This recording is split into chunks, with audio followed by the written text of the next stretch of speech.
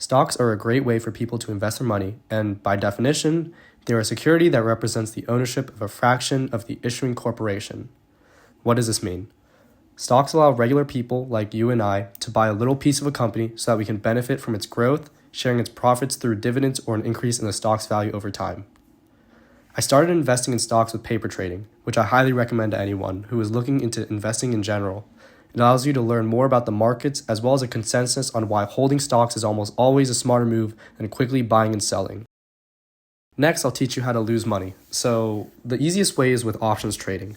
Options by definition allow you to buy or sell an asset at a pre-negotiated price by a certain future date. I cannot go too far into options because that would take years, but initially, traders use them to hedge or mitigate losses on the stocks that they would own. Let's just say I had 1,000 shares of company A at $44, so it cost me $44,000. If I want to hedge my bet with a put option, I could buy 10 contracts for a strike price of $42 for $109.50 per contract, with expiry in 6 months for a total of $1,095. If the stock drops to, for example, $40, I could use my stock to cover the contract and lose just $2,000 and my premium of $1,095. If I did not hold the option, I would have lost a total of $4,000. This strategy does not require you to exercise the underlying stock that you own at that moment. So, if I want to hold on to my underlying stock that I bought at $44, I could buy 1,000 of the shares at $40 for $40,000 and immediately exercise my option for a gain of $2,000, while still holding on to the original 1,000 shares I previously bought at $44. If the stock were to jump to, for example, $48, I would lose the $1,095 that I spent on the contracts. However, I would gain $4,000 in the underlying stock. This strategy hopes for a rise in stock price, so these numbers are all hypothetical and quite exaggerated for the strategy. Nowadays, the average person can create financial strategies that replicate their particular thoughts on the movement of a stock. This is great for people who meticulously use technical analysis to create strategies that create profit or mitigate their losses at a large scale. For some people, they see options as merely leverage on their investment, which is not something you want to do.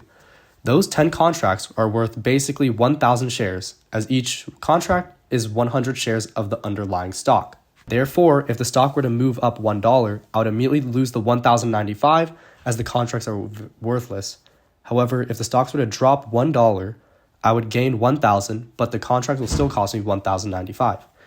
This is where the option strategy pricing is actually implemented. You have to be able to find where the break-even point is and how to properly price your options given the underlying stock movement. I recommend this video if you'd like to learn more about options and how to actually learn about financial strategy. Now that we have a background on the financial market and the concept of options trading, let's look at Polymarket, an options trading market but for bets similar to a sports book. Polymarket is a really interesting case, as in sports books, your bets must happen for you to make money. However, Polymarket, your bet does not actually have to be exercised, and you could sell it between the expiry of the bet.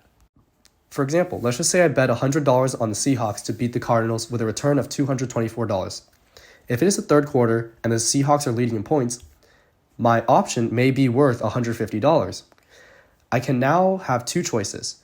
I can sell the bet for a profit of $50, or if I'm very hopeful that the Seahawks will win, I can hold on to my bet and wait for it to get exercised at the very end, giving me a profit of $124, the original bet of the option. However, if I sold the contract, this would lower my risk and guarantee a smaller reward, but holding on to the contract increases my risk and increases my reward. That is the basics of Polymarket options, but this does not include Polymarket's vast array of possible predictions. Casinos will let you bet on anything, even the weather if they could. Polymarket now lets you do that and more. From betting on if a giant straw statue of a goat in Sweden will burn, or the discovery of aliens, and much, much more. Now is my strategy. The concept of strange attractors is that in a chaotic environment, there seems to be a pattern or ideal behavior. Financial traders are incredibly smart, oftentimes coming from the Ivy League and having immense mathematical knowledge, which allows them to statistically create trades in the stock market for mere minute percent of profits for their company. The average Polymarket trader is the average person who can't discern that a quarter is smaller than a third. From this chaotic behavior, I found that as the volume of trades increase in a certain category, we can create a bullish strategic option due to the increased movement of a bet near end expiration. For example, these are some of the most traded bets right after the 2024 presidential election. From what I observe, Polymarket functions similar to the traditional stock market. As the closer it gets to the expiry or exercise date of the option, we see sporadic jumps in the price. However, it differs in that theta decay is not as prevalent. I made a simple but crappy bot that takes the top 5 highest traded bets as well as the most likely outcomes, and then places a bullish straddle option on those outcomes. I would sell the option if the yes or call bet jumped 10%. If at the end of a week it did not jump 10%, I would sell both the call and the put. I did this for the top 4 most traded bets at the time of recording around December, and the returns are as shown. In the Champions League, I gained $18. In the Super Bowl, I lost $4.50. NBA Champs, I gained $9. In the Premier League, I gained $108.90. I made $131 with a liability of around $1,413, making us a return of 9.2%. My statistics skills are quite bad, as seen here. However, these are my calculations. I calculated a mean of $32.85, a standard deviation of $44.63.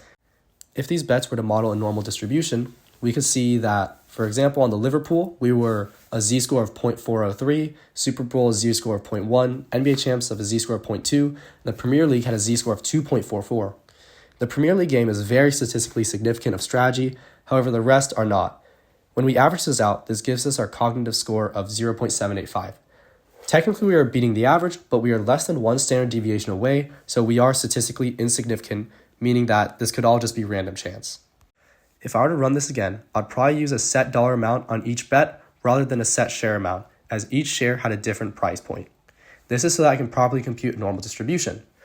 In pair with this, I'd also run this test for a longer period, as well as with more bets, to increase the sample size and possibly be able to see a real normal distribution and see if it actually is statistically significant or insignificant.